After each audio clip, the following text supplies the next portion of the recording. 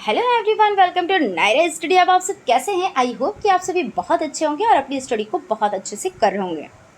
Friends, आज का जो वीडियो लेक्चर है ये आप लोगों के लिए बहुत ज़्यादा खास होने वाला है, क्योंकि देखिए पहले हम लोग जो डिस्कस कर रहे थे वो इंग्लिश सब्जेक्ट पर डिस्कस कर रहे थे, ठीक है। अभी भी आप लोगों का इंग्लिश जो सब्जेक्ट है वो कंटिन्यू चलेगा, जैसा कि हमने आप लोगों से बता के रखा है कि आप लोगों का इंग्लिश सब्जेक्ट और मैथ सब्जेक्ट तो ये कंटिन्यू रहेंगे। अब आप लोगों की मैथ जो है वो भी स्टार्ट हो जाएंगे, यानी उसके क्लास भी स्टार्ट हो जाएंगे। तो आज हम लोग स्टार्ट कर रहे हैं आरंभिक स्तर पर भाषा का लेखन एवं गणितीय क्षमता का विकास। ये आपका हो जाता है, ये जो आपका सब्जेक्ट है ये 4th सेमेस्टर में। अब आप लोग कहेंगे कि मैम ये भी सब्जेक्ट हमको पढ़ना रहेगा, तो हालांकि हमने इस पर डिस्कस किया है, हम लोग इस पर डिस्कस कर चुके हैं कि हमें कौन कौन से सब्जेक्ट पढ़ने हैं, कितने कितने नंबर के होते हैं। तो इन सभी चीज़ों पर डिस्कस कर लिया है। फिर से हम डिस्कस कर लेते हैं कि ये जो आपका सब्जेक्ट हो जाता है आरंभिक स्तर पर भाषा का लेखन एवं गणितीय क्षमता का विकास, इसमें क्या चीज़ें हम पढ़ेंगे। बहुत टफ नहीं है आप लोगों के लिए, सिर्फ रिवीजन के लिए ये है कि आप लोग रिवीजन करें अच्छे से और चीज़ों को समझें। यानी आरंभिक स्तर पर भाषा का लेखन एवं गणितीय क्षमता का विकास का मतलब ये हो जाता है, इसमें आपको हिंदी जो आपने हिंदी पढ़ रखी है उससे रिलेटेड चीज़ें हैं, वही चीज़ें आप लोगों को इसमें पढ़नी है, ठीक है। और उसके बाद प्लस इसमें क्या है, प्लस इसमें गणित के बारे में भी आप लोगों को जानना है, क्योंकि जब आप लोग जानेंगे तभी तो आप बच्चों को बताएंगे, क्योंकि आप क्या हैं, भावी अध्यापक, यानी आप अध्यापक होने वाले हैं। तो पहले तो भाई अध्यापक जी को पता होना चाहिए, उसके बाद अध्यापक जी क्या करेंगे, बच्चों को चीज़ें बताएंगे। तो इतनी चीज़ें तो बच्चों को ज़रूर से ज़रूर आनी चाहिए कि नॉर्मली वो क्या करे, हिसाब किताब कर ले। जैसे घर में भी क्या होता है, नॉर्मली रोज़ गणित का यूज़ होता है ना। गणित का यूज़ रोज़मर्रा की ज़िंदगी में होता है। भाई दूध वाला है उसका हिसाब करना है, धोबिया है उसका हिसाब करना है, सब्जियां मंगानी उसका हिसाब होता है, और भी जो ग्रोसरीज आती हैं उसका हिसाब करना होता है। तो इन सभी चीज़ों में क्या गणित का यूज़ नहीं होता है। नॉर्मली गणित का तो यूज़ हर वक्त होता है, हर एक चीज़। अभी आप 2 किताबें खरीदने जाएं तब भी आपका गणित में इसका यूज़ हुआ ना। भाई कितने की है, भाई 60 रुपये की एक बुक है, तो भाई 2 बुक हमने खरीदी, दोनों 60-60 रुपये की हैं, तो कितनी हो गई, तो भाई 120 रुपये, यानी गणित का यूज़ हुआ ना। यानी आप कहीं पे भी जाएं, एक आइसक्रीम भी खरीदे, वहाँ पे भी आपका क्या है, गणित का आपका यूज़ है।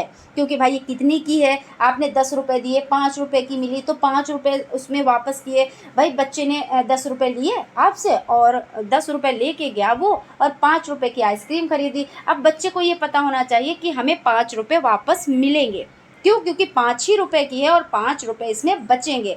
तो ये सभी चीज़ों का ज्ञान होना ज़रूरी है। प्लस आपका क्या हो जाता है, प्लस भाई आपका ये हो जाता है कि हम लोग हिंदी के बारे में भी बच्चों को जानकारी हम लोगों को देना है। क्यों, क्योंकि भाई नॉर्मली चीज़ें तो बच्चों को आनी चाहिए, और सबसे पहले जब बच्चों को जो नॉर्मल चीज़ें हैं उनको आना चाहिए, तो उसके बाद तो वो बड़ी बड़ी चीज़ों को पढ़ेगा ना। तो इसमें इन्हीं सब चीज़ों पर डिस्कस करेंगे। सो आप लोग वीडियो में लास्ट तक बने रहिएगा, वीडियो को बिल्कुल भी स्किप ना कीजिएगा, क्योंकि हर एक चीज़ आप लोगों के लिए इंपॉर्टेंट है। अगर कोई क्वेरीज है तो आप क्वेश्चन भी कर सकते हैं, हम उसका रिप्लाई आप लोगों को ज़रूर से ज़रूर देंगे। तो ये आपका 4th सेमेस्टर का जो सब्जेक्ट हो जाता है आरंभिक स्तर पर भाषा का लेखन एवं गणितीय क्षमता का विकास, इस पर हम लोग डिस्कस करेंगे। तो चलते हैं, सबसे पहले हम डिस्कस कर लेते हैं पठन एवं लेखन पर डिस्कस करेंगे। किस पे करेंगे, तो सबसे पहला जो डिस्कस हो जाता है पठन एवं लेखन पर। तो पठन यानी क्या होता है, पठन का मतलब होता है, पठन का मतलब होता है पढ़ना। क्या होता है, तो पठन का मतलब होता है पढ़ना, और लेखन का मतलब क्या होता है, लेखन का मतलब होता है लिखना, ठीक है। लेखन का मतलब क्या होता है, लिखना। तो पठन एवं लेखन के बारे में हम लोग जानेंगे। तो इसमें क्या होता है, इसमें नॉर्मल तरीके से आप ऐसे समझ सकते हो कि देखिए जो शब्द होते हैं, यानी सामान्य रूप से क्या होता है, भाषाई दक्षताओं कि जो अंतर्गत आते हैं, यानी भाषाई दक्षताओं के अंतर्गत क्या क्या चीज़ें आती हैं। जब अच्छा आप ये बताएं, सबसे पहले आप ये चीज़ समझें कि जब बच्चे को हम बताते हैं तो सबसे पहले बच्चा क्या करता है, तो सबसे पहले बच्चा सुनता है। क्या करता है, सबसे पहले बच्चा सुनता है। क्या करता है, तो सुनता है। उसके बाद बच्चा क्या करता है, तो बोलता है ना। उसके बाद बच्चा क्या करता है, तो बोलता है, और उसके बाद बच्चा क्या करता है, तो लिखता है। लिखना हो जाता है। और उसके बाद क्या करता है, उसके बाद देखिए सुनना, बोलना, पढ़ना और लिखना। यहाँ पे देखिए पढ़ना भी तो हो जाता है ना, क्योंकि पढ़ना भी तो है। तो 4 स्किल हैं इसमें। कितने स्किल हो जाते हैं, तो 4 स्किल हो जाते हैं, यानी सुनना, बोलना, पढ़ना और लिखना हो जाता है। यहाँ पे थोड़ा सा वाइट पेज ले लेते हैं, उस पर ज़्यादा सही रहेगा, है ना। तो जो कितने कौशल हो जाते हैं, तो 4 कौशल हो जाते हैं। ये तो हम लोगों ने देखिए हिंदी में भी पढ़ रखा है, कौशल जो हो जाते हैं। और स्किल कितने इंग्लिश में हम लोगों ने पढ़ रखा है, तो 4 स्किल हो जाते हैं, है ना। स्किल जो आपने इंग्लिश में पढ़ा तो उसी को तो इंग्लिश में स्किल कहेंगे और हिंदी में क्या कहेंगे, तो कौशल कहेंगे। ये 4 होते हैं। सुबोपाली से हमने आपको बताया सुनना, बोलना, पढ़ना और लिखना। इसके द्वारा क्या होता है, तो सबसे पहले भाई बच्चे को हम यही करेंगे कि बच्चे को पहले हम बताते हैं। तो बच्चा क्या करता है, सुनता है। सुनने के बाद क्या करता है भाई, बच्चा सुनता है, बोलता है, पढ़ता है और लिखता है। तो इस तरह से आपको हो जाता है। क्योंकि इसके अभाव में क्या होता है, अगर अभाव है, अभाव का मतलब ये होता है अगर इससे ये चीज़ें नहीं हैं तो क्या बच्चा अपनी बात को दूसरों से कह सकेगा या दूसरों की बात बच्चा ग्रहण कर सकेगा, तो बिल्कुल भी नहीं। क्योंकि जब ये स्किल ही नहीं है तो बच्चा कैसे चीज़ों को ग्रहण कर पाएगा और कैसे अपनी बात को दूसरों के सम्मुख रख पाएगा। क्योंकि इसमें एक चीज़ और भी है। इसमें क्या चीज़ है, हम आपको बताते हैं। जो आपकी क्या होते हैं, रिसिप्टिव स्किल यानी ग्रहणात्मक हो जाता है। और आपका एक हो जाता है अभिव्यक्तिकात्मक, यानी अपनी अभिव्यक्ति को पेश करना। और जो आपने अभिव्यक्ति दी है अपनी, तो उसको कहीं पे तो मेमोरी में तो फीड किया जाएगा ना, यानी उसको ग्रहण किया जाएगा ना। तो जो आपके ये 4 स्किल हो जाते हैं, जो आपके 4 स्किल हो जाते हैं, यानी सुबोपाली क्या हो जाते हैं, सुबोपाली, ठीक है। तो ये 4 स्किल हैं। और इसमें कौन कौन से हो जाते हैं, तो सुबोपाली यानी सुनना और पढ़ना। भाई सुन के क्या होता है, ग्रहण किया जाता है चीज़ों को। क्या हुआ, जैसे आपने हमसे कुछ कहा तो हमने उसको क्या किया, ग्रहण कर लिया। तो यानी ये क्या हो गया, ग्रहणात्मक हो गया। पढ़ना, जैसे हमने कोई चीज़ पढ़ी तो वो हमको क्या हो गई, वो हमारी मेमोरी में सेट हो गई, फीड हो गई, हमको याद हो गई, हमको उस चीज़ की मालूमात हो गई। तो यानी ये क्या हो गया, पढ़ना। तो सुनना और पढ़ना ये क्या होते हैं, ये ग्रहणात्मक होते हैं। क्या होते हैं, ग्रहणात्मक होते हैं, नात्मक हो जाते हैं। और आपका बोलना और लिखना, जैसे आप कोई बात अपनी बात आप किसी के सम्मुख रख रहे हैं, तो या तो आप बोल कर रखेंगे, अपनी अभिव्यक्ति को पेश करेंगे। जैसे मान लीजिए आपको कोई प्रॉब्लम है या आप कोई चीज़ जानना चाहते हैं या कुछ भी XYZ, तो आप अपनी अभिव्यक्ति को कैसे रखेंगे, तो बोल कर आप बोलेंगे। कहते नहीं बोलने से सब कुछ होता है, तो जब बोलने से सब कुछ होता है तो आप बोलेंगे, यानी अपनी अभिव्यक्ति को क्या करेंगे, पेश करेंगे। तो जब आप अपनी अभिव्यक्ति को पेश करेंगे तो क्या होगा, बोल कर करेंगे। या अगर आप बोल कर किसी वजह से नहीं मतलब किया है, या कोई दूर है या कोई ऐसी सुविधा नहीं, हालांकि अब तो बहुत ज़्यादा सुविधाएं हैं कि आप फ़ोन पे बोलकर कर सकते हो, लेकिन फिर भी तो कुछ चीज़ें ऐसी होती है जो हम लिख कर, तो यानी हमने क्या किया, हमको कोई जो चीज़ की मतलब हमें ख्वाहिश थी, हमें नीड थी, जो चीज़ हम जानना चाहते थे या अपनी अभिव्यक्ति को आपके सामने पेश करना चाहते थे, अपनी अभिव्यक्ति को रखना चाहते थे, तो वो कैसे हो गया, तो वो लिख कर हो गया। तो या तो सुनकर, देखिए या तो बोलकर या तो लिखकर, क्योंकि सुनना और पढ़ना तो क्या होता है, ग्रहण करना होता है। भाई हम बोल रहे हैं और आप क्या कर रहे हो, सुन रहे हो, तो आप कर रहे हो ग्रहणात्मक और हम क्या कर रहे हैं, अभिव्यक्तिकात्मक। ऐसे आप रख लो, नॉर्मल तरीके से चीज़ों को समझ लो।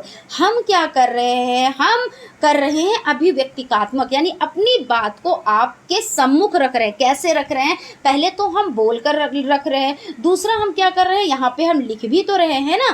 तो बोल कर और लिख कर हम कर रहे हैं, और आप क्या कर रहे हो, आप सुन भी रहे हो और जो यहाँ पे लिखा हुआ है उसको पढ़ भी रहे हो, यानी आप इसको ग्रहण कर रहे हो।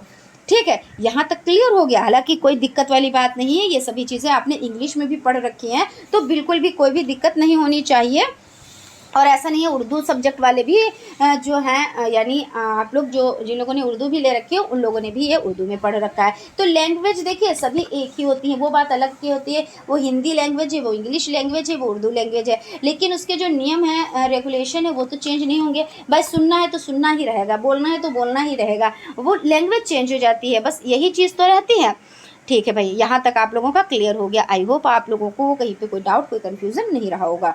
चलते हैं अब हम लोग आगे बढ़ते हैं। इसमें हमारा नेक्स्ट पॉइंट कौन सा हो जाता है, नेक्स्ट पॉइंट आपका हो जाता है पठन का अर्थ। तो पठन का मतलब क्या होता है, पठन का मतलब होता है पढ़ना, रीडिंग।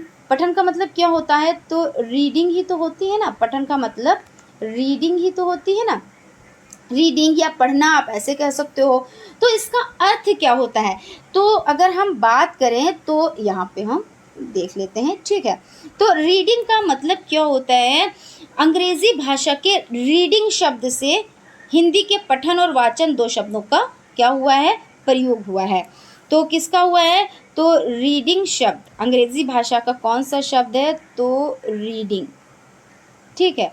रीडिंग जो हो जाता है वो उसके शब्द से, यानी रीडिंग शब्द के लिए हिंदी में पठन क्या हो जाता है, तो पठन और वाचन क्या होता है, हम लोगों ने क्या पढ़ रखा है, वाचन भी तो पढ़ रखा है, मौन वाचन, सस्वर वाचन, ये पढ़ रखा है ना, तो इसका प्रयोग किया जाता है। अगर हम इसकी बात करें, अब इनमें दोनों में भेद है, इनमें क्या है, दोनों में भेद है। तो क्या भेद है हम समझ लेते हैं। तो वाचन का जो अर्थ होता है, वाचन का क्या अर्थ होता है, वाचन का अर्थ होता है जोर जोर से पढ़ना। क्या होता है, जोर जोर से पढ़ना, यानी दो बार हमने यहाँ पे लिख दिया, यानी जोर जोर से, ठीक है, जोर जोर से पढ़ना, जिसका क्या करते हैं, जैसे आप सुन रहे हो, हम पढ़ रहे हैं और आप सुन रहे हो, तो भाई इसका क्या आनंद ही तो आप ले रहे हो, आप चीज़ों को समझ रहे हो, आप बेनिफिट उठा रहे हो, यही तो हुआ ना। यानी जो आपका क्या हो जाता है, वाचन हो जाता है, इसका मतलब होता है ज़ोर ज़ोर से पढ़ना, और जो सुनने वाले होते हैं वो बेनिफिट उठाते हैं, लाभ उठाते हैं, और उनको आनंद भी आता है। आनंद भाई क्यों नहीं आएगा, इंटरेस्ट नहीं आता क्या आपको, कोई चीज़ आप पढ़ रहे हो तो एम ही तो नहीं पढ़ रहे हो, आपको इंटरेस्ट भी तो आ रहा है ना। जब तक आप में रुचि नहीं होगी तब तक आप चीज़ों को नहीं सीख पाओगे, क्योंकि सीखने के लिए आप में रुचि बहुत ही ज़्यादा ज़रूरी हो जाती है। ये चीज़ आप लोग ध्यान रखिएगा कि इससे रिलेटेड एक पेडागोजी में क्वेश्चन आता है, यानी आपका CDP में क्वेश्चन आता है कि सबसे ज़्यादा क्या चीज़ ज़रूरी होती है, तो वातावरण। वो भी हमने आपको बताया कि वातावरण तो भाई बहुत ज़रूरी होता है। मोटिवेशन, यानी आप हमें मोटिवेट कर रहे हैं, वो भी बहुत ज़रूरी है। लेकिन मोटिवेट हमको आप कब कर रहे हैं, देखिए यहाँ पे समझिए थोड़ा सा, यहाँ पे आप समझिए कि जब आप हमें मोटिवेट कर रहे हैं, जब हम चीज़ों को कर रहे हैं, जब हम में क्या है, इंटरेस्ट है, हमें इंटरेस्ट है, हम आपको पढ़ा रहे हैं, ठीक है, तो आप हमें मोटिवेट करेंगे। और जब हमें इंटरेस्ट ही नहीं रहेगा तो हम पढ़ाएंगे क्या आपको, और तो आप हमें मोटिवेट क्या करेंगे। तो सबसे मुख्य बिंदु जो है, जो सबसे मेन बिंदु है, वो रुचि होता है। हाँ, मैच्योरिटी भी होती है कि एक होता नहीं कि एक हम लोगों की एज जो वो निकल चुकी है, किशोर अवस्था, 18 वर्ष की एज सभी की निकल चुकी है, ठीक है। तो उसके बाद की जो एज होती है वो मैच्योरिटी उसमें आ जाती है, परिपक्वता आ जाती है, तो वो भी बहुत ज़रूरी होता है। पहले क्या होता था, हम लोगों को क्या होता था, भाई बिठाते थे मम्मी पापा कि पढ़ो पढ़ो पढ़ो बेटा, पढ़ लो बेटा, पढ़ लो, तब ये होता था किसी बहाने से मिल जाए ऐसा कुछ कि हमको पढ़ना ना पड़े। अब क्या है, मैच्योरिटी आ गई, परिपक्वता आ गई, है ना। अब दुनिया भर के जितने भी काम है उससे सबसे अच्छा क्या लगता है, पढ़ना लगता है। क्यों लगता है, क्योंकि अगर आज हम पढ़ेंगे कल हमारा भविष्य अच्छा होगा, हमारा भविष्य उज्ज्वल होगा, और अगर हम नहीं पढ़ेंगे तो हम उस लाइन ही में नहीं जा पाएंगे जिस लाइन में दूसरे लगे हुए हैं। तो वो क्या करेंगे, वो बेनिफिट उठा लेंगे और हम लोग वहीं के वहीं रह जाएंगे। तो क्या है, वो मैच्योरिटी है। लेकिन मैच्योरिटी भी कब आई, जब आपने इंटरेस्ट लिया। अगर आपने इंटरेस्ट ही नहीं लिया तो वो मैच्योरिटी भी किस काम की है ना। तो सब चीज़ें ज़रूरी है, लेकिन इंटरेस्ट सबसे ज़्यादा ज़रूरी है, ठीक है। तो इसमें हम यहाँ पे थे कि ज़ोर ज़ोर से पढ़ना वाचन कहलाता है, और इसमें श्रोता क्या करते हैं, आनंद भी लेते हैं, चीज़ों को सीखते भी हैं। प्लस पठन का क्या अर्थ होता है, तो पठन का देखिए अर्थ होता है जोर जोर से और मौन होकर पढ़ना। पठन का क्या अर्थ होता है कि जोर से भी, भाई पढ़ते आप कैसे हैं, अब ये देखिए कोई नॉर्मली चीज़ें हैं ये, लेकिन वही काम हम लोग रोज़ कर भी रहे हैं। और जब वर्ड आ गया ऐसा कि पठन और वाचन में अंतर बताएं तो नहीं कर पा रहे हैं, क्यों, क्योंकि उसको हमने समझा नहीं है, ठीक है। तो यहाँ पे हम एक लाइन उस तरीके से अंतर वाली जो ऐसे लाइन होती है उस तरह से हम समझ सकते हैं। यहाँ पे क्या हो जाता है, वाचन लिख देते हैं, क्या कर देते हैं, वाचन लिख देते हैं, और यहाँ पे हम क्या करते हैं, यहाँ पे हम लिख देते हैं पठन। क्या लिख देते हैं यहाँ पे हम लिख देते हैं पठन।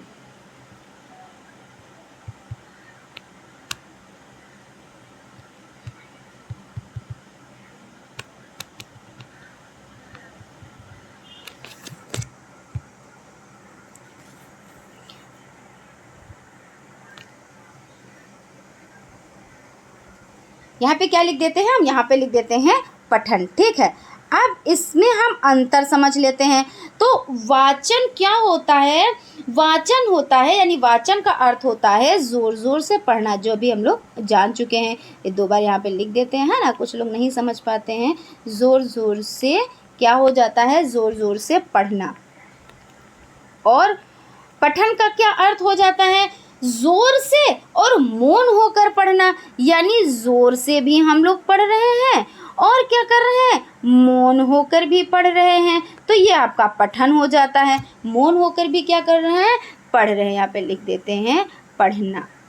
तो अब यहाँ पे समझ लीजिए, देखिए वाचन क्या है? हम ज़ोर ज़ोर से पढ़ रहे हैं। और पठन क्या है? ज़ोर से भी और मौन वाचन। इसके बारे में भी हम लोग डिस्कस कर चुके हैं ना, कि जो ज़ोर ज़ोर से होता है वो सस्वर होता है, कि जैसे हम आपसे आपको बता रहे हैं चीज़ों को, तो हम क्या कर रहे हैं? हम ज़ोर ज़ोर से कह रहे हैं। अगर हम यही चीज़ें मौन होकर चीज़ों को पढ़ लें तो आप क्या करोगे? हमारी चीज़ हम जो बोल रहे हैं वो आप सुनोगे नहीं, वो आप समझ नहीं पाओगे। क्यों? क्योंकि भाई हम खामोशी से मुताला कर रहे हैं। मुताला मतलब होता है पढ़ना, वो उर्दू का लफ्ज़ हो जाता है। खैर, हम क्या कर रहे हैं? खामोशी से पढ़ रहे हैं, ठीक है। तो वो हो जाता है मौन वाचन। मौन वाचन में क्या होता है? थकावट कम आती है, कोई हमारे पास में बैठा होता है वो डिस्टर्ब नहीं होता है। प्लस क्या होता है? जितना हम पढ़ते हैं, मान लीजिए एक पेज अगर हम तेज़ तेज़ में पढ़ेंगे तो एक पेज, तो अगर हम मौन होकर पढ़ेंगे तो 1.5 पेज हम पढ़ लेंगे, क्योंकि उसमें स्पीड ज़्यादा होती है, उसमें हमें समझ में ज़्यादा आता है। लेकिन क्या होता है, जब हम स्लो पढ़ते हैं यानी मौन होकर पढ़ते हैं, स्लो के मतलब मन ही मन में पढ़ते हैं,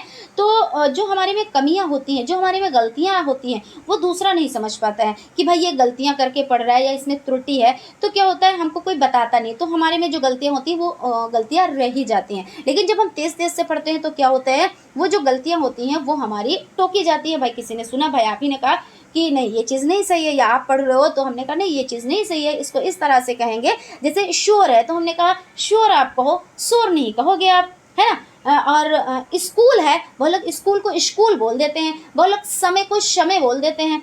ऐसा होता है ना। ये चीज़ें आपने त्रुटियां देखी होगी, ये भी हम डिस्कस करेंगे इस पे भी। रोज़ जब क्लास होगी तो जैसा पॉइंट होगा उस पर वैसे ही हम डिस्कस करते रहेंगे, ठीक है।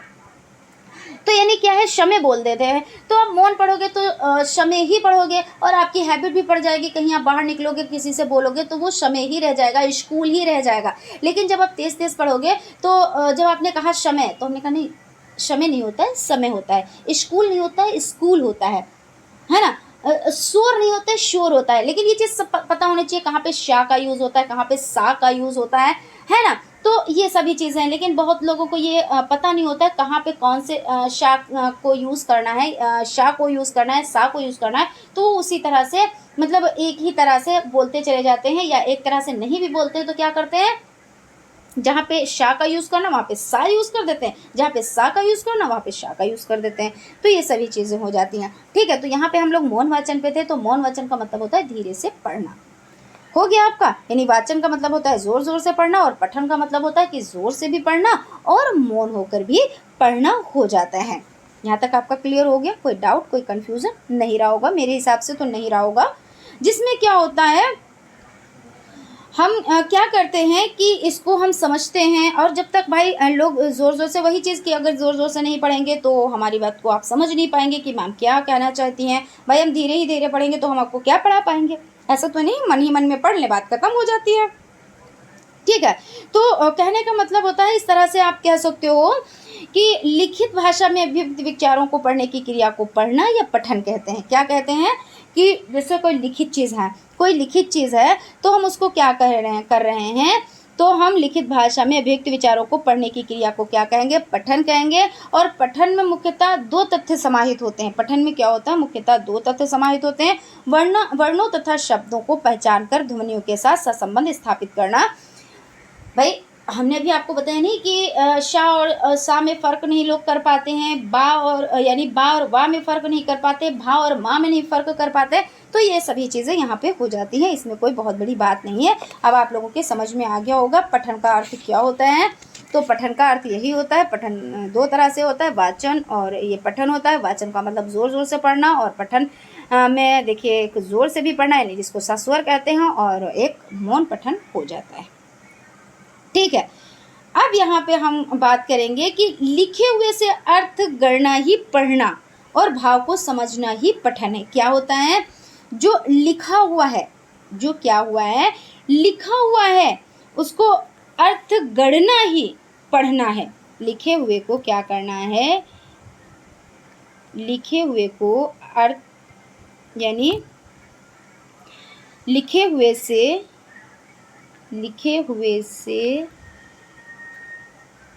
अर्थ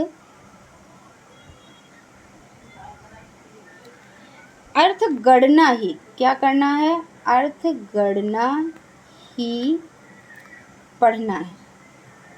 क्या है, अर्थ गढ़ना ही पढ़ना है। तो इस तरह से आप समझ सकते हो। और पढ़ने का अर्थ है लिखे हुए से धारणाओं को गढ़ना और साथ ही विचारों को आपस में जोड़ पाना और उन्हें अपनी स्मृति में रखना। स्मृति यानी मेमोरी होती है। क्या होती है स्मृति, मतलब क्या होती है, मेमोरी। हमारे माइंड में, आपके माइंड में, सभी के माइंड में। जैसे चिप एक नहीं मोबाइल में होती है, पहले चिप वाले मोबाइल चलते थे, अभी ये होंगे बहुत लोगों के पास, तो उसमें क्या एक चिप होती थी, उसमें सभी चीज़ें क्या होता है, जो भी चीज़ें पसंद होती थी उसको डाउनलोड करा लिया जाता था, उसमें चिप में रख लिया जाता था। वही स्मृति हमारे माइंड में होती है कि जो चीज़ हमने जो चीज़ सीखी है, पढ़ी है, तो वो हमारी स्मृति में चली जाती है। यही तो होता है। और पढ़ना केवल वर्णमाला की पहचान ही करना नहीं होता है, शब्द और वाक्य को बोल पाना नहीं है। आखिर क्या है भाई, पढ़ना केवल वर्णमाला की पहचान नहीं है। आपने वर्णमाला कर लिया, छोटा बड़ा, छोटी बड़ी, छोटो बड़ो।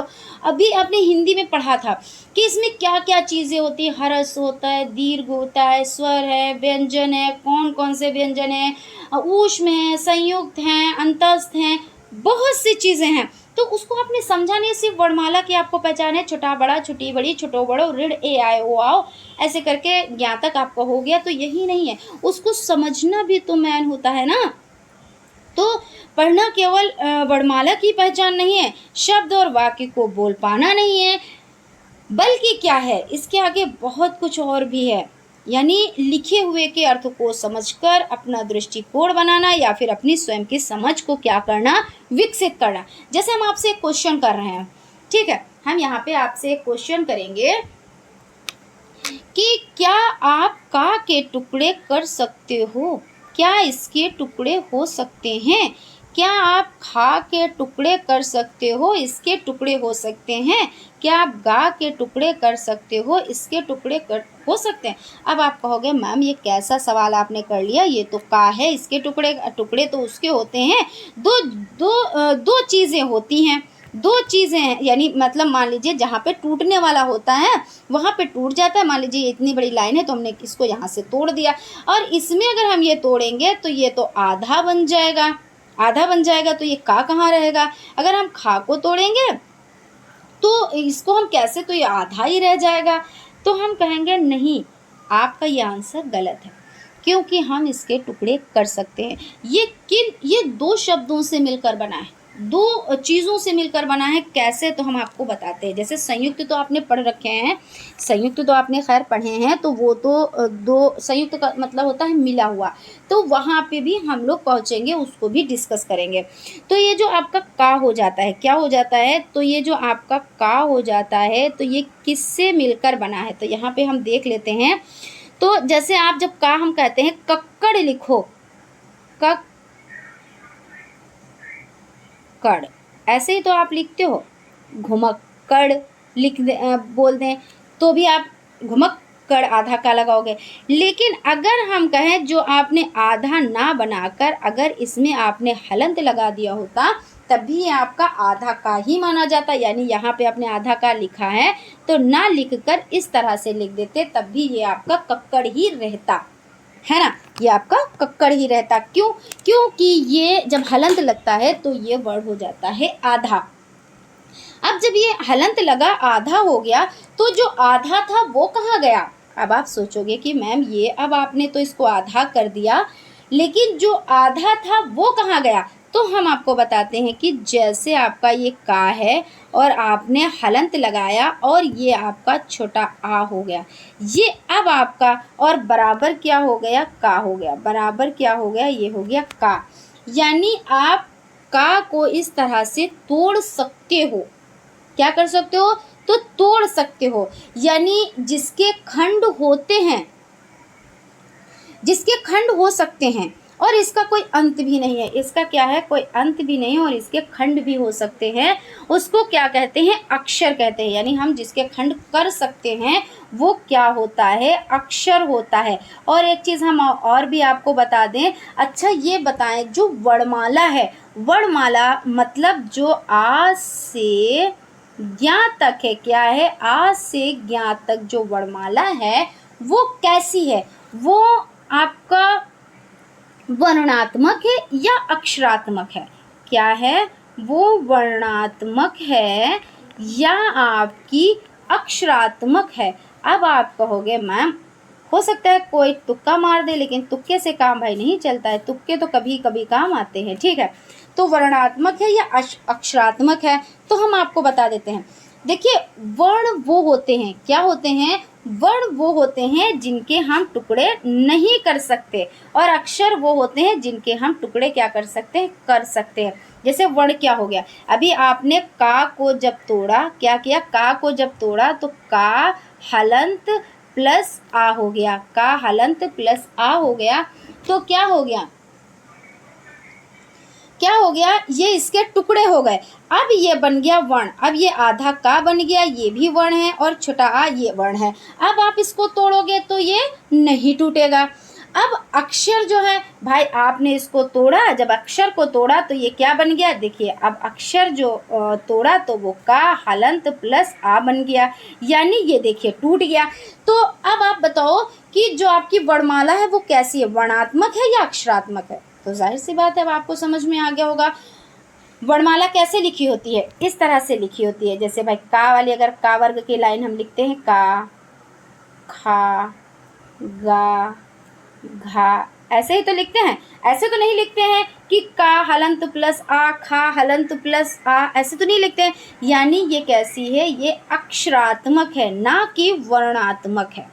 जब ऐसे क्वेश्चन आ जाते हैं ना तो दिमाग घूम जाता है ये कि कहाँ से पूछ लिया है, आखिर ये कहाँ से क्वेश्चन आया है। लेकिन ऐसा कुछ नहीं होता है, क्वेश्चन कहीं से बाहर से नहीं आता है, बस क्या है, पढ़ने का तरीका नहीं, भाई वो तरीका हमने नहीं अपनाया जिस तरीके से क्वेश्चन पूछे जाते हैं। कहते नहीं आपने भार बहुत उठा लिया, लेकिन वो भार नहीं उठाया जो आप लोगों के लिए ज़रूरी था। लेकिन कहते नहीं कि आप हार्ड वर्क करो, अच्छी चीज़ है, लेकिन हार्ड वर्क से अच्छा होता है स्मार्ट वर्क। चीज़ें वो पढ़ो जो आपके एग्ज़ाम में पूछी जाती हैं। अगर आपको घुमा के भी क्वेश्चन आपके पास आ जाता है, आपसे पूछ लिया जाता है, तो आप वो क्वेश्चन भी कर पाओ। क्योंकि जो भी सब्जेक्ट पढ़ो उसमें मजबूत पकड़ बनाओ भाई। जब हम ये सब्जेक्ट पढ़ रहे हैं, आरंभिक स्तर पर भाषा का पठन लेखन एवं गणितीय क्षमता का विकास, तो क्यों ना हम जो ये भाषा पढ़ रहे हैं इसके बारे में हम पूरी जानकारी ले लें, है ना। फिर हमसे कोई भी क्वेश्चन पूछ लें, हम भाई उसको कर ले जाएंगे। लेकिन क्या होगा, जब हम उसके बारे में ऐसे ही सरसरी नज़र से कुछ भी देख लेंगे, अरे थोड़ा सा पढ़ लेंगे, देख लेंगे, हो जाएगा। और बहुत लोगों की एक सोच होती है जो सब्जेक्ट हिंदी हो जाता है बड़ा ईजी है, भाषा का पठन लेखन एवं गणितीय क्षमता का विकास है, ईजी है। बिल्कुल भी ये चीज़ बिल्कुल भी मत सोचिए। हम कई बार ये चीज़ बता चुके हैं कि कोई भी सब्जेक्ट इजी नहीं होता, कोई भी सब्जेक्ट टफ नहीं होता। जिस पे आपने मजबूत पकड़ बना ली वो आपके लिए इजी हो जाता है, जिस पे आपने पकड़ नहीं बनाई वो क्या हो जाता है, टफ हो जाता है। ठीक है, तो यहाँ पर आपका हो गया। यहाँ पे हम लोग चलते हैं अपने पॉइंट की तरफ कि जो वर्णमाला होती है तो वो क्या है, वर्णों का कैसा है, जो वर्णमाला है वर्णों का एक व्यवस्थित समूह है, प्लस क्या है, वो अक्षरात्मक है। हाँ, यहाँ पे क्वेश्चन आ गया। अभी देखिए हमने आंसर पहले ही दे दिया और क्वेश्चन हम आपको बाद में बताने जा रहे हैं। तो देखिए क्वेश्चन क्या है कि वर्णमाला क्या है,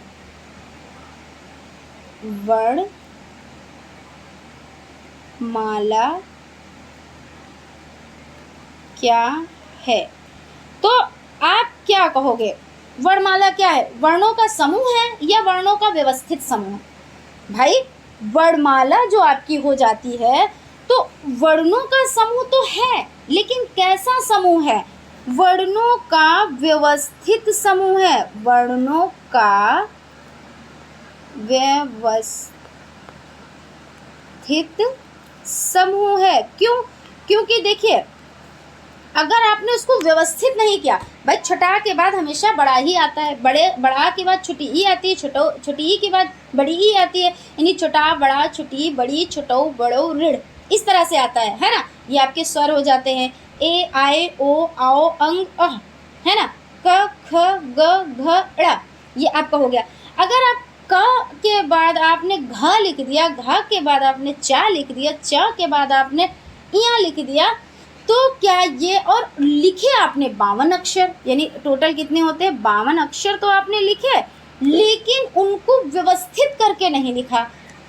कोई भी वर्ड कहीं पे भी बना दिया, कोई भी अक्षर कहीं पे भी बना दिया, कोई भी अक्षर कहीं पे बना दिया, तो क्या वो आपकी वर्णमाला हो गई? वो आपकी वर्णमाला नहीं। तो वर्णमाला क्या है? तो वर्णमाला है वर्णों का व्यवस्थित समूह है, यही वर्णमाला होती है। ठीक है, यहाँ तक आपको समझ में आ गया होगा। आई होप आप लोगों को कहीं पे कोई कंफ्यूजन, कोई डाउट नहीं रहा होगा। चलते हैं, हम थोड़ा सा और समझ लेते हैं। हमें लग रहा है आज 2 ही हेडिंग हम कंप्लीट कर पाएंगे, क्योंकि देखिए अब ये आज स्टार्ट हुआ है। ये आपका जो ये जो आपका भाषा का पठन लेखन एवं गणितीय क्षमता का विकास, तो इस पर हम लोगों ने डिस्कस भी किया है, थोड़ा चीज़ों को समझा भी है। तो 2 ही हेडिंग्स हो पाएंगी। नेक्स्ट क्लास में हम ज़्यादा हेडिंग्स और डिस्कस करेंगे, लेकिन थोड़ा आप पढ़ें। बहुत ज़्यादा अगर आप पढ़ेंगे तो चीज़ों को भूल भी सकते हैं, और ज़्यादा लेंदी क्लास भी नहीं लेंगे, मगर थोड़ा सा हम और समझ लेते हैं। उसके बाद हम क्लास को क्या करते हैं, वाइंड अप करते हैं। यहाँ पे एक आप लोगों का बहुत ज़्यादा इम्पॉर्टेंट क्वेश्चन हो जाता है। कभी कभी क्या होता है, व्यवस्थित करने को चीज़ें आ जाती हैं। तो व्यवस्थित जब करने को चीज़ें आ जाती हैं तो क्या होता है, बड़ा ही कन्फ्यूज़न होता है भाई, कि पहले क्या होता है, शब्द है कि पहले पद है कि पहले वाक्य है कि पहले वर्ण है कि पहले अक्षर है, बस समझ नहीं आ रहा। अब 4 ऑप्शन है, कहीं पे पहले लिख दिया शब्द, पदबंध, उपवाक्य, वाक्य, अक्षर क्या है नहीं समझ आया। दूसरे में लिख दिया वर्ण, अक्षर, शब्द, पद, पदबंध, उपवाक्य, वाक्य, पता नहीं भाई क्या चीज़ सही, हमने मार दिया, तुक्का हो गया। सही तो सही, वरना कोई बात नहीं, अगर तुक्के वाला आया है तो। और अगर तुक्के वाला नहीं आया है क्वेश्चन, यानी ऑब्जेक्टिव टाइप क्वेश्चन नहीं आया है भाई, तुक्का तो उसी में फिट कर सकते हो ना, और वरना तो सभी चीज़ें आपको क्या करनी होती है, लिखनी ही रहती हैं। तो यानी क्या है, इसको व्यवस्थित करना होता है। तो व्यवस्थित करना हम लोग सीखते हैं। तो सबसे पहले होता है वर्ण। वर्ण हमने अभी आप लोगों को बताया कि वर्ण क्या होता है। वर्ण होता है जिसके हम टुकड़े नहीं कर सकते हैं। वर्ण क्या होता है, जिसके टुकड़े नहीं कर सकते हैं। जैसे आपका हो जाता है का, हलंत प्लस आ, तभी तो ये बनेगा का। और फिर उसके बाद क्या होता है, अक्षर होता है। क्या होता है, उसके बाद होता है अक्षर। अक्षर हो जाता है। तो अक्षर जिसके हम क्या करते हैं, टुकड़े कर सकते हैं। कैसे भाई, देखिए अब यहाँ पे हमने पूरा का बना दिया, अभी इसको तोड़ो तो आपको इस रूप में मिलेगा। तो वर्ण भाई सबसे पहले ही तो आएगा, तो ये वर्ण हो गया। अब इसके टुकड़े तो आप नहीं कर सकते हैं भाई। अक्षर है, इसके आप टुकड़े कर सकते हैं। फिर अक्षरों को जब आप मिलाते हैं तो क्या बनता है, तो बन जाता है आपका शब्द। जब मिलाते हैं तो बन जाता है आपका शब्द। उसके बाद आपका क्या हो जाता है, शब्द। अब शब्द कैसे, जैसे आपने कुछ लिखा, जैसे सपोज देन मान लीजिए आपने लिखा कम, है ना, आपने लिखा गम, तो ये क्या है, ये भाई आपके हो गए शब्द, यानी वर्ण, उसके बाद अक्षर, और 2 अक्षरों को मिला के एक शब्द आपने कंप्लीट किया ना। उसके बाद शब्द के बाद आपका क्या हो जाता है, शब्द के बाद हो जाता है पद, और पद के बाद आपका क्या हो जाता है, पद बंध। क्या हो जाता है, तो पद बंध हो जाता है। और पद बंध के बाद आपका क्या हो जाता है, पद बंध के बाद आपका क्या हो जाता है, पद बंध के बाद आपका उपवाक्य हो जाता है। क्या हो जाता है, तो उपवाक्य हो जाता है। उपवाक्य हो जाता है। और उपवाक्य के बाद आपका क्या हो जाता है, तो उपवाक्य के बाद आपका वाक्य हो जाता है। यानी आप ऐसे देखिए, इसको समझ सकते हैं, कितने हो जाते हैं, 1 2 3 4 5 6 7। अब आप इसको याद कैसे रखेंगे, हम आपको बताते हैं। सबसे पहले 1 नंबर पे आपका फर्स्ट नंबर पे वर्ण हो जाता है। वर्ण का मतलब ये होता है, वर्ण जिसके हम टुकड़े नहीं कर सकते हैं, वो आपका होता है वर्ण। फिर उसके बाद अक्षर होता है जिसके हम टुकड़े कर सकते हैं। फिर अक्षरों को मिला के हम क्या करते हैं, शब्द बनाते हैं। और शब्द जब मिलते हैं तो पद बनता है, और पदों के को हम पदबंध कहते हैं। फिर उपवाक्य बनता है, और फिर वाक्य बनता है। तो इसको आप बहुत अच्छे से याद रखें। उसके बाद हम आपको बताते हैं कि अगर बात की जाए कि जो है आपका हो जाता है कि मौखिक रूप से बात की जाए, कि मौखिक रूप से भाषा की सबसे छोटी इकाई क्या होती है, क्या है कि मौखिक रूप से, यहाँ पे हम लिखते हैं मौखिक रूप से देखिए ये आपकी जो हिंदी हो जाती है आप लोगों को इतना बेनिफिट देगी, यानी आपका जो ये आप जो ये चीज़ों को सीख रहे हैं ये आपका सीटेट में भी काम आएगा, यूपी टेट में भी काम आएगा। आप जितने भी टीचिंग से रिलेटेड एग्ज़ाम देंगे उसमें सभी में ये आप लोगों के बहुत ज़्यादा काम आएगा। तो इसलिए बहुत अच्छे से आप लोग पढ़ें, ऐसा ये सोच के ना पढ़ें अरे बाद में पढ़ लेंगे और यहाँ पे क्लास को हम वाइंड अप करते हैं, यहाँ पे बस हो गया, बहुत हो गया, लेकिन जब 15 दिन बचेंगे एग्ज़ाम के तब हम पढ़ लेंगे, ये सब्जेक्ट तो इजी है इसको हम बाद में देख लेंगे। लेकिन जो आप इजी करके छोड़ देते हो वही आपको सब्जेक्ट रुला लेता है। ये चीज़ आप लोग ध्यान रखिएगा। हिंदी अगर ये किसी से आप पूछ लो जो इस दौर से गुजर चुका है, तो हिंदी पे बहुत ज़्यादा फोकस करना पड़ता है। तो आप लोग चीज़ों को अच्छे से समझें, और मैं आप लोगों को इसलिए गाइड कर रही हूँ कि हर वो शख्स गाइड कर सकता है जो उस दौर से गुजर चुका होता है ना। और आप भाई नॉलेज किससे लेते हैं? नॉलेज उसी से लेते हैं जो आपसे ज़्यादा ज्ञान रखता है, तो नॉलेज वही बेहतर होती है। तो बस अब मैं क्या कहना चाहती हूँ आप लोग समझ सकते हो। तो मौखिक रूप से भाषा की सबसे छोटी इकाई की अगर हम बात करें तो हो जाती है ध्वनि। यहाँ पे देखिए मौखिक बात हो रही है, मौखिक पे आप लोग ध्यान दें, सबसे मेन चीज़ आप पकड़ें।